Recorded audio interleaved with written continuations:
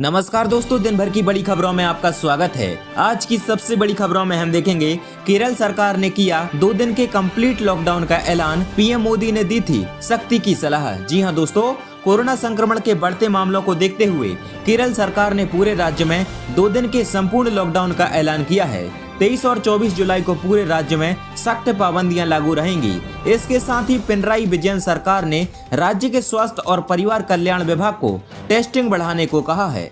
हर दिन 3 लाख सैंपल जांच कराने का आदेश दिया गया है। ईद पर 3 दिन तक पाबंदियों में छूट को लेकर सुप्रीम कोर्ट से फटकार लगने के बाद केरल के मुख्यमंत्री पी विजयन ने मंगलवार को कहा कि राज्य में पाबंदियों में किसी तरह की छूट नहीं दी जाएगी। साथ ही यह भी कहा कि शुक्रवार को अतिरिक्त 3 लाख जांच की जाएंगी। कोरोना समीक्षा बैठक में उन्होंने कहा, पाबंदियों में अभी छूट नहीं दी जाएगी, 1 और सप्ताह के लिए पाबंदियां जारी रहेंगी।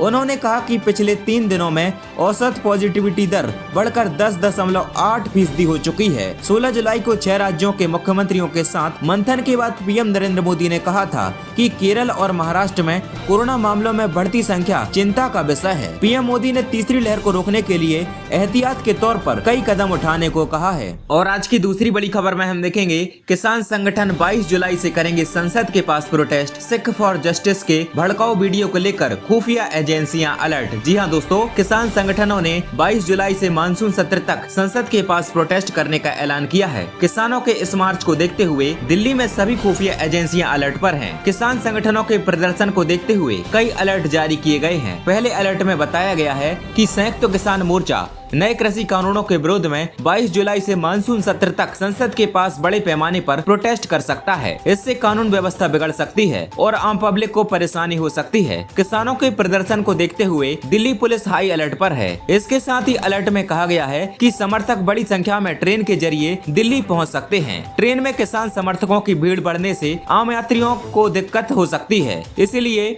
दिल्ली पुलिस और जीआरपीएफ समेत तमाम एजेंसियां अलर्ट पर हैं। और आज की तीसरी बड़ी खबर में हम देखेंगे, योगी सरकार का बड़ा फैसला, अब उत्तर प्रदेश में मिलेगा फ्री वाईफाई। जी हां दोस्तों, उत्तर प्रदेश की योगी सरकार लोगों को फ्री वाईफाई की सुविधा देने जा रही है। 217 शहरों में इसके लिए सार्वजनिक स्थान चिन्हित हो रहे हैं। सरकार 17 नगर निगम वाले शहरों सहित कुल 217 जगहों पर मुफ्त वाईफाई की सुविधा उपलब्ध कराने जा रही है।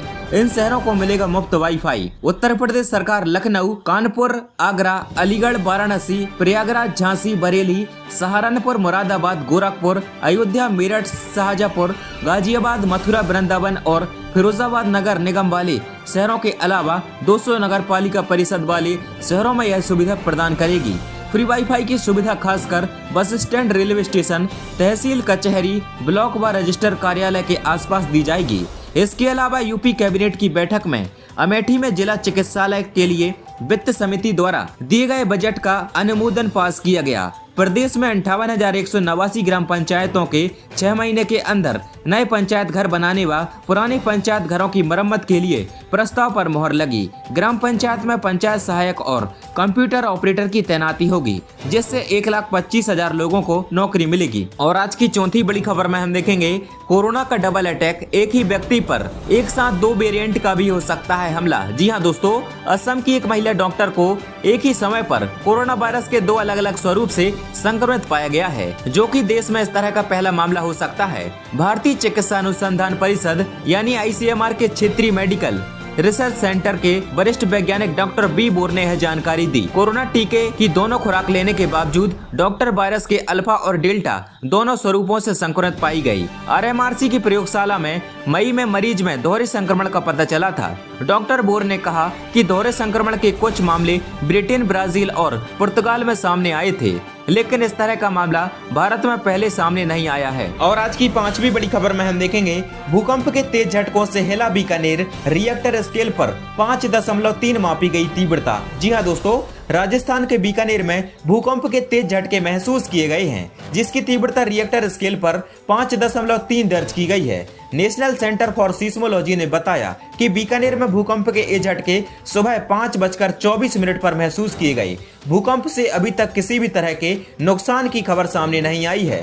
राजस्थान से पहले मेघालय में रात करीब 2:10 पर भूकंप के झटके महसूस किए गए हैं, जिसकी तीव्रता रिएक्टर स्केल पर 4.1 मापी गई है।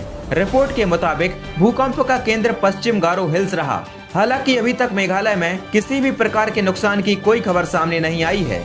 इनके अलावा लेह लद्दाख इलाके में भी सुबह करीब 4:57 पर भूकंप के झटके महसूस किए गए, जिसकी तीव्रता रिएक्टर स्केल पर 3.6 रही। जानिए क्यों आता है भूकंप। पृथ्वी के अंदर 7 प्लेट्स हैं जो लगातार घूमती रहती हैं।